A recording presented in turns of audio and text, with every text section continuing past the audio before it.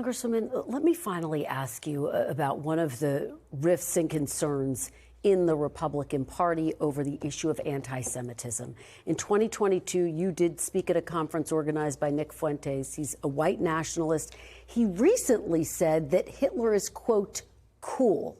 Let me ask you about your perspective right now. Do you believe there is room in the Republican Party for Nick Fuentes and anyone who shares that ideology, that Hitler is cool? Here's my situation and here's my belief on people's speech. I will always defend the First Amendment and free speech, no matter what kind of speech it is, even speech that I find abhorrent or I disagree with, because I think that makes us uniquely American. What concerns me is that when we move towards censorship, and we saw that happen during COVID. I myself had my own Twitter account permanently banned because I spoke out against FDA rushed approval of the COVID vaccines. And I spoke out against lockdowns and forced masking. And, you know, when I look at people saying that certain types of speech needs to be censored, and we have been hearing that lately, that raises great concern for me.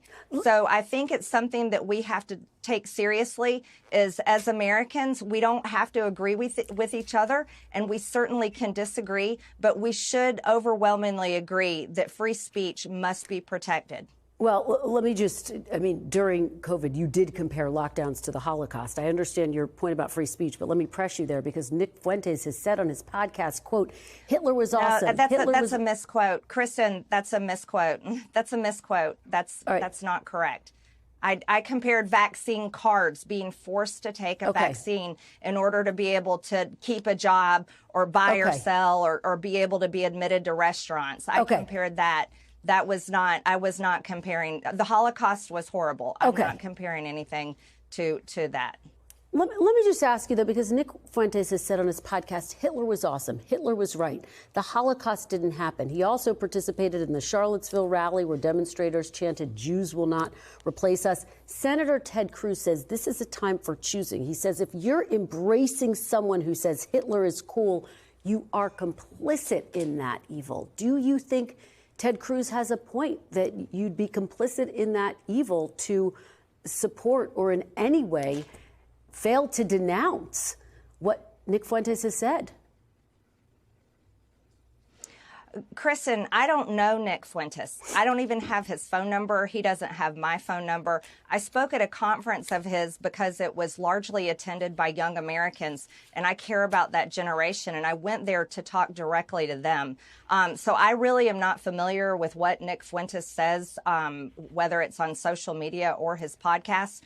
Nor do I pay that much attention to Ted Cruz. He routinely attacks me. The things that I focus on is the needs of the American But should he be embraced in the Republican Party, Congresswoman? Is there room for him in the Republican Party? Kristen, I don't think that this is about the Republican Party, and it's not about Nick Fuentes. I see this about free speech.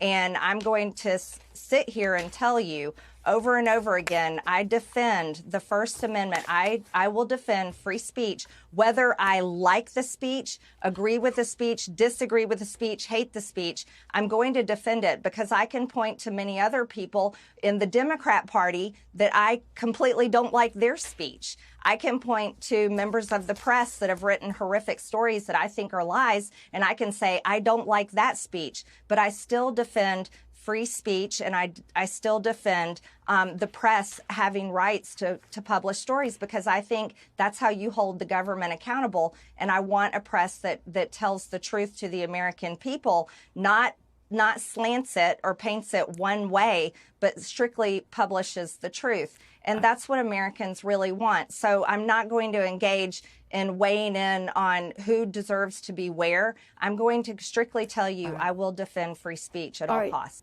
We thank you for watching. And remember, stay updated on breaking news and top stories on the NBC News app or watch live on our YouTube channel.